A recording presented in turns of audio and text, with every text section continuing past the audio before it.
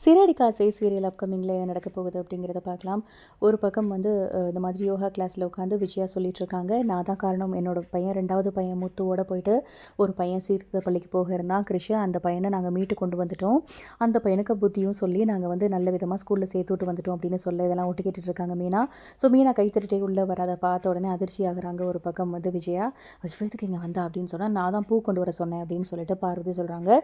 So எங்கள் அத்தை ரொம்ப நல்ல மாதிரி பெத்த பிள்ளையே சீர்திருத்த பள்ளிக்கு அனுப்புகிற ஒரு காலம் நிறைய பேர் இருக்காங்க. ஆனால் எங்கள் அத்தை பாருங்கள் எவ்வளோ நல்லது பண்ணியிருக்காங்க அப்படின்லாம் வந்து நல்லா திட்டி விடுற மாதிரி புகழ்ந்துட்டு மீனா போகிறாங்க.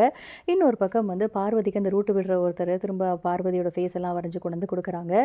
ஸோ அது ஒரு பக்கம் போயிட்டுருக்கு ரொம்ப ஃபன்னியாக. இன்னொரு பக்கம் என்ன நடக்குதுன்னா, சிந்தாமணி உள்ளே நுழையிறாங்க. ஸோ சிந்தாமணி விஜயாக்கும் மீனா கூட சண்டை மூட்டுறதுக்கு ஏதோ கோழி சொல்லி விடுறாங்க.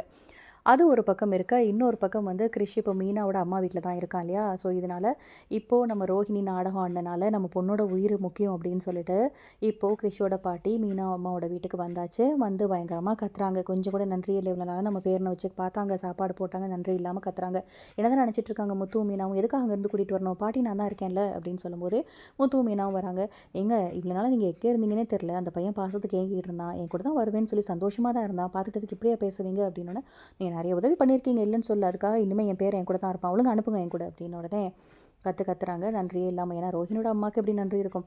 ஸோ இன்னொரு பக்கம் ரோஹிணி வந்து மாட்ட போகிறாங்க அப்படின்னு எதிர்பார்த்துட்டு இருந்தா, டைரக்டர் வந்து வேறு பக்கம் கதையை ட்விஸ்ட் பண்ணி கொண்டு போயிட்டே இருக்காரு. எப்போ தான் இந்த ரோஹிணியை மாட்டி விட போகிறாரு அப்படிங்கிறது தெரியல. இந்த சீரியல்லே டைரக்டர் ரொம்பவே பிடிச்சது ரோஹிணி அப்படி தான் போல இருக்குது.